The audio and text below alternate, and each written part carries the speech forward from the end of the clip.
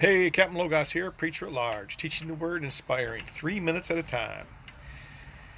Hey, man, when you read Judges, you can sort of get depressed, because Israel's going into sin and reminds you of your sin, and then they come out of sin and they go into sin and it reminds you of your sin. And it's these ups and downs. The whole of Judges is all about Israel's going into sin, them being judged, coming out of sin, and then going back into sin.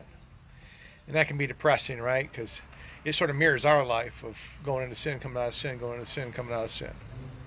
But there is a bright spot if you look at it from a different perspective. Back in the Psalms in 140, a few sessions ago, we talked about the loving kindness of the Lord. Or it could be translated, the long suffering of the Lord. Yeah. So the good news stories about the judges is the fact of God's long suffering. You see, they did do a lot of sin. They did disobey God a lot. And then they had all these sin cycles. But God kept coming back to them. That's the good news, that God kept coming back. Right? So if you've been in these sin cycles, God's coming back. Now don't stay in those cycles. But if you're in those cycles, God's going to come back. Right? He's going to come back and ask you to come out of that sin.